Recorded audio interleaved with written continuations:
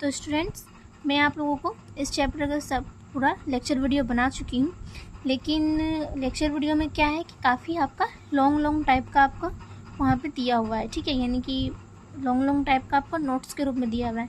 आप चाहे तो उसको उतार सकते हैं, लेकिन मेरे मतलब बहुत स्टूडेंट्स का क्या होता है कि इतना लंबा नोट्स कैसे उतारूँगा, ये वो लोग सोचते हैं, ठीक है। तो इसकी वजह से मैं आप लोगों को उस वीडियो को आप लोग, यानी कि इस चैप्टर का जो वीडियो है उसको आप लोग अच्छे से पूरा स्टार्टिंग से लेकर लास्ट तक पूरा अच्छे से देखिएगा और फिर इस नोट्स को उतार लीजिएगा। तो आपको हर एक पॉइंट जो है यहाँ पे जितना भी मैं पॉइंट लिखी हूँ, हर एक पॉइंट आपको अच्छे से समझ में आ जाएगा, ठीक है। तो आप लोग उस वीडियो को पूरा अच्छे से देखिएगा। अगर वो नोट्स आपको नहीं भी उतारना है तो चलेगा, ये जो मैं नोट्स बनाई हूँ इसको आप लोग उतारिएगा, ठीक है। तो चलिए बताती हूँ कि कैसे क्या क्या लिखना है आप लोगों को। पहला पॉइंट में आप लोग परिचय लिखिएगा, ठीक है। औरंगजेब की मृत्यु के बाद मुगल साम्राज्य कमज़ोर हो गया, सूबेदार और जमींदार स्वतंत्र हो गए। अंग्रेज ईस्ट इंडिया कंपनी के रूप में भारत आए। अंग्रेज़ों ने पुर्तगालियों और डचों को हराकर व्यापार पर अधिकार कर लिया। धीरे धीरे उन्होंने राजनीतिक शक्ति भी हासिल कर ली। अंततः ईस्ट इंडिया कंपनी भारत का शासक बन गई। दूसरा पॉइंट में ईस्ट इंडिया कंपनी का आगमन। ईस्ट इंडिया कंपनी की स्थापना इंग्लैंड के व्यापारियों ने की। 31 दिसंबर 1600 ईस्वी को एलिजाबेथ ने कंपनी को व्यापार का विशेष अधिकार दिया। Next point, Vasco D gamma 1498 ईस्वी में भारत पहुंचा। डच और पुर्तगाली भी भारत में व्यापार करते थे। भारत के मसाले, रेशम, सूती कपड़े और नील की यूरोप में भारी मांग थी। व्यापारिक प्रतिस्पर्धा बढ़ने पर यूरोपीय कंपनियों में संघर्ष शुरू हुआ। अंग्रेजों ने व्यापार के साथ राजनीति में हस्तक्षेप कर अपना प्रभुत्व स्थापित कर लिया। नेक्स्ट पॉइंट है प्लासी का युद्ध, जो कि कितना हुआ था 1757 में। मैं आप लोगों को अभी पूरा डिटेल में नहीं समझा रही हूँ, इसलिए मैं बार बार बोल रही हूँ कि आप लोग वीडियो को अच्छे से देखिएगा। बस यहाँ पे जो मैंने लिखी हूँ बस उसको पढ़ रही हूँ, ठीक है। पहला पॉइंट है सिराजुद्दौला और अंग्रेज के बीच संघर्ष हुआ। रॉबर्ट क्लाइव ने षड्यंत्र और रिश्वत से मिर्जाफर को अपने पक्ष में कर लिया।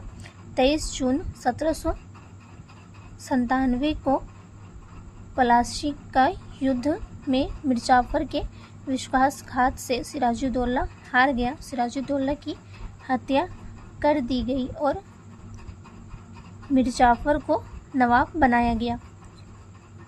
इस विषय से भारत में अंग्रेजी सत्ता की नींव बनी, ठीक है।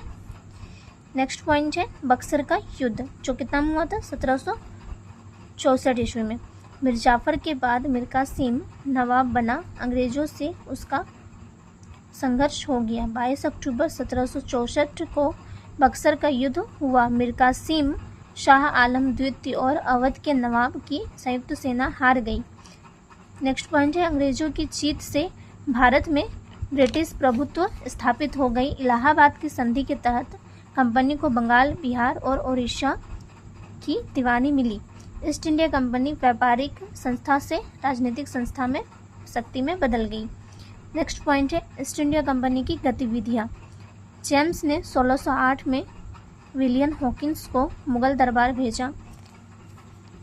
हॉकिंस ने सूरत में पहली अंग्रेजी व्यापारी कोठी स्थापित की। बाद में थॉमस रो को भी मुगल दरबार भेजा गया।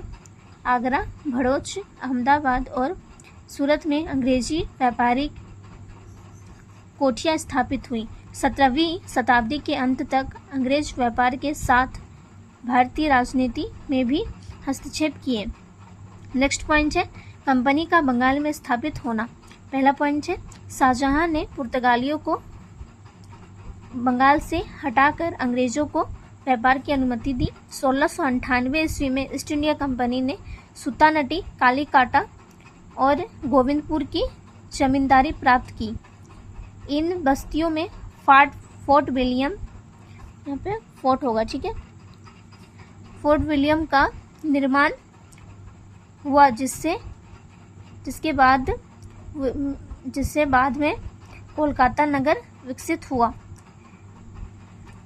औरंगजेब के फरमान से कंपनी को शुल्क मुक्त व्यापार की अनुमति मिली। निजी व्यापार और कर चोरी के कारण मुर्शिद कुली खां और कंपनी के बीच संघर्ष हुआ। यह संघर्ष आगे चलकर बंगाल में अंग्रेजी सत्ता के विस्तार का कारण बना। नेक्स्ट पॉइंट हम लोग का कंपनी के अफसरों का लक्ष्य। पहला पॉइंट है कंपनी के अधिकारी भारत में धन कमाकर नवाबों जैसा जीवन जीना चाहते थे। उन्होंने भ्रष्टाचार, रिश्वत और निजी लाभ को बढ़ावा दिया। भारतीय नवाबों से धन, उपहार और जमीन लेने का दबाव डालते थे। रॉबर्ट क्लाइव ने भारत से अपार संपत्ति अर्जित की। इस लालच से कंपनी प्रशासन में भ्रष्टाचार बढ़ा। नेक्स्ट पॉइंट है कंपनी का फैलता साम्राज्य। ईस्ट इंडिया कंपनी ने युद्ध के साथ राजनीतिक और कूटनीतिक नीतियों से अपना साम्राज्य बढ़ाया।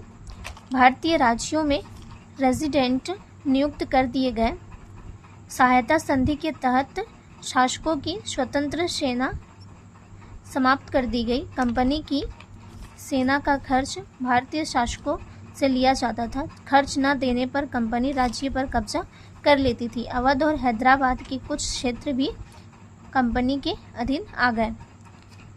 नेक्स्ट पॉइंट है शहर मैसूर टीपू सुल्तान 1782 ईस्वी से 1799 ईस्वी तक। टीपू सुल्तान ने 1782 ईस्वी से 1799 ईस्वी तक मैसूर पर शासन किया। उन्होंने अंग्रेजों का कड़ा विरोध किया और सेना का आधुनिकीकरण किया। अंग्रेजों और मैसूर के बीच 4 आंग्ल मैसूर युद्ध हुए। तृतीय युद्ध के बाद टीपू को श्रीरंगपट्टनम से संधि करनी पड़ी। चतुर्थ आंग्ल मैसूर युद्ध 1799 में टीपू सुल्तान वीरगति को प्राप्त हुए। इसके बाद अंग्रेजों ने मैसूर पर सहायता संधि लागू कर वाडियार राजवंश को शासन सौंप दिया। टीपू की मृत्यु के बाद दक्षिण भारत में अंग्रेजों का प्रभुत्व मजबूत हो गया। उसके बाद नेक्स्ट पॉइंट है हम लोग का स्टूडेंट्स मराठों के साथ संघर्ष। मराठों की शक्ति से अंग्रेज चिंतित थे। पानीपत की तीसरी लड़ाई में के बाद मराठा संघ कई राज्यों में बंट गया। अंग्रेजों और मराठों के बीच 3 आंग्ल मराठा युद्ध हुए। प्रथम युद्ध सलबाई की संधि के साथ समाप्त हुआ। द्वितीय युद्ध के बाद आगरा और दिल्ली पर अंग्रेजों का अधिकार हो गया। तृतीय युद्ध में अंग्रेज ने मराठों की शक्ति समाप्त कर दी। महादजी सिंधिया और नाना फडणवीस मराठों के प्रमुख नेता थे। मराठों की हार के बाद भारत में अंग्रेजों का प्रभुत्व और अधिक मजबूत हो गया।